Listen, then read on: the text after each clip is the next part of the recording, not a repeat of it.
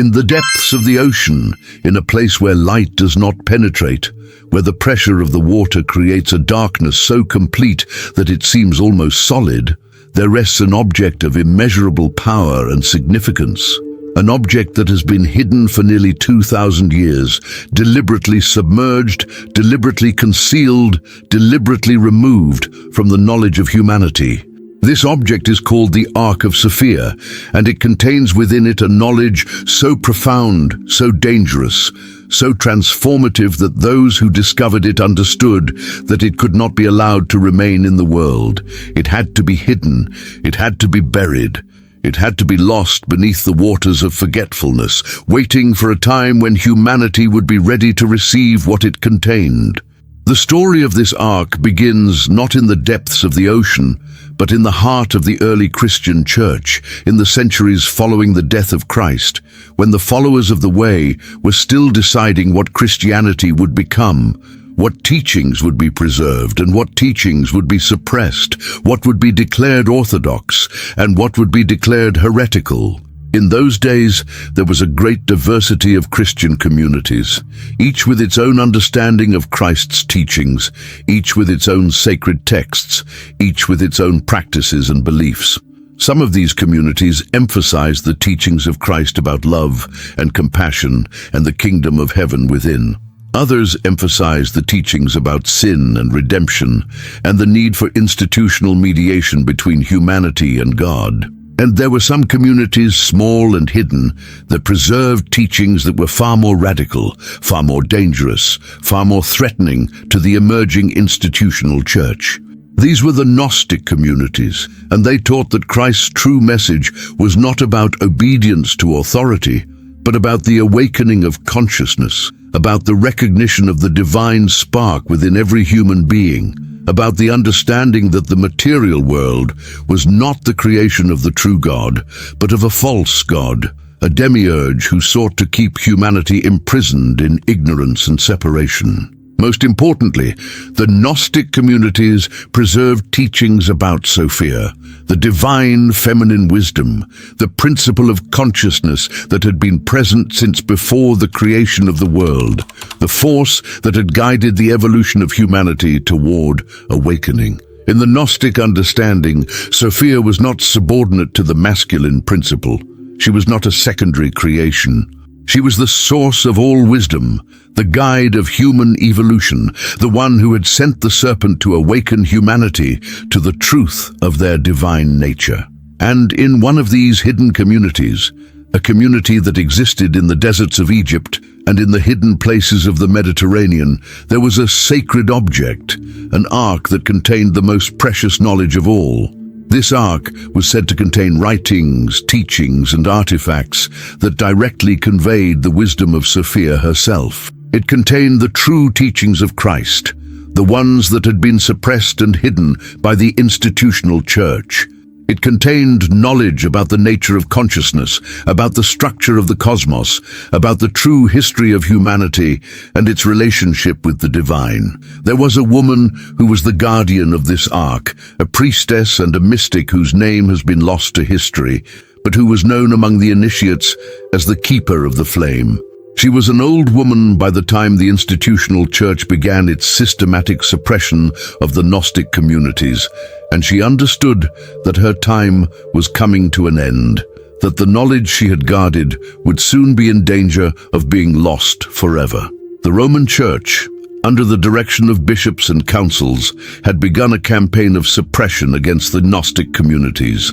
The texts were being burned, the teachers were being arrested and executed. The communities were being scattered and destroyed. It was clear that the knowledge contained in the Ark of Sophia could not be preserved in the world as it was. It would be discovered, it would be destroyed, and the wisdom it contained would be lost to humanity for centuries, perhaps forever. And so the keeper of the flame made a decision that would echo through the ages. She gathered a small group of the most trusted initiates, the ones who had proven themselves worthy of the deepest knowledge, the ones who had demonstrated the spiritual maturity to understand what the ark contained. And she revealed to them the location of the ark and the nature of what it contained. "The time has come," she said to them, her voice carrying the weight of ages, "when this knowledge must be hidden, not from those who seek it, but from those who would destroy it. The institutional church will not rest until every trace of Sophia's wisdom has been erased from the world. They fear her. They fear the knowledge that she represents. They fear the awakening that her teachings would bring. And so we must hide the Ark, must place it somewhere that it will be safe, somewhere that it will be preserved until a time when humanity is ready to receive it again. The initiates asked her where they should hide it, how they could possibly protect such a precious object from the relentless pursuit of the church. And the keeper of the flame revealed to them a plan so audacious, so seemingly impossible, that at first they thought she must be speaking in metaphor or parable. "We will take the ark to the sea," she said. "We will place it in a vessel, and we will sail to a place where no one will think to look for it. We will take it to the deepest waters, to a place where the light of the sun does not penetrate, where the pressure of the ocean will preserve it, where it will rest in darkness and silence, waiting for the day when it will be brought forth again." The initiates were shocked. "But how will anyone ever find it?" they asked. "How will the knowledge be preserved if it is lost in the depths of the ocean?" And the keeper of the flame smiled, a smile that contained both sadness and profound wisdom. "The knowledge will be preserved," she said, "not in the physical object, but in the consciousness of those who have been initiated into its mysteries. We will encode the knowledge into symbols and teachings that will be passed down through the generations, hidden within the very traditions that seek to suppress it. We will plant seeds of truth in the minds of those who are ready to receive them, seeds that will grow and flourish even as the institutions of power try to stamp them out. And when the time is right, when humanity has evolved enough to be ready for the truth, the Ark will be found and the knowledge will be revealed." The journey to hide the Ark was perilous and fraught with danger. The small group of initiates had to evade the authorities of the church, had to navigate treacherous seas, had to find a location so remote and so difficult to access that no one would ever think to search for it there. They traveled for months, always moving, always hiding, always aware that discovery would mean death. Finally, they reached a place in the ocean that seemed to exist at the edge of the known world, a place where the waters were so deep that no ordinary vessel could reach the bottom, where the currents were so treacherous that few ships dared to venture there. And in this place, in a trench so deep that it seemed to descend into the very heart of the earth, they placed the Ark of Sophia. The ceremony that accompanied this act was one of profound spiritual power. The keeper of the flame performed rituals that had been passed down through countless generations, rituals that invoked the presence of Sophia herself, that called upon the divine feminine wisdom to protect the Ark and to ensure that it would be preserved until the time of its revelation. And as the Ark descended into the darkness, as it sank beneath the waves, the initiates felt a presence, a consciousness, a force that seemed to acknowledge their sacrifice and their commitment to preserving the truth. If you want a practical, step-by-step explanation of the path of knowledge we're exploring here today, I've created a complete guide to help you apply it in your own life. You'll find the link in the description. And tell us in the comments where you are watching from. We would love to know. The keeper of the flame did not survive the journey back to land. She died at sea, her body committed to the waters that now held the Ark, as if she had chosen to remain as a guardian, as a presence that would protect the sacred object for all eternity. But before she died, she had entrusted the knowledge to the other initiates, had given them the responsibility of carrying forward the teachings, of preserving the wisdom of Sophia in whatever forms they could. And so began a long period of hidden transmission, a secret history that ran parallel to the official history of Christianity.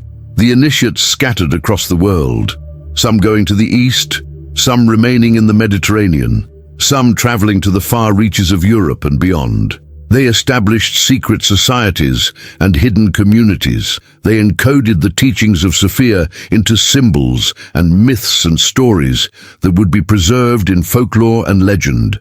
They worked to ensure that the knowledge would not be completely lost, that fragments of it would survive in the consciousness of humanity, waiting for the day when it could be fully revealed. The institutional church, in the meantime, continued its campaign of suppression. It declared the Gnostic teachings to be heretical.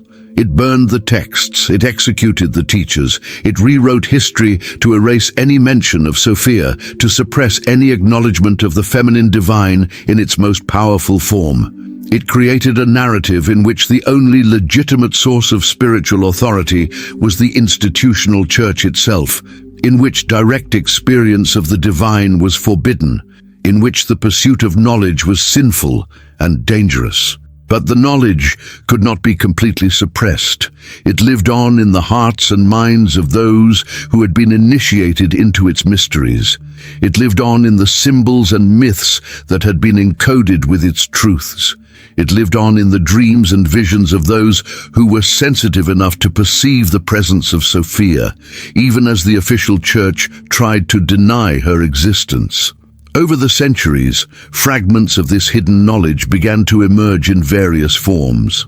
It appeared in the teachings of the medieval mystics, in the poetry of the troubadours, in the symbolism of the alchemists, in the practices of the witches who were persecuted by the church, in the oral traditions of indigenous peoples who had never been fully conquered by the institutional religions.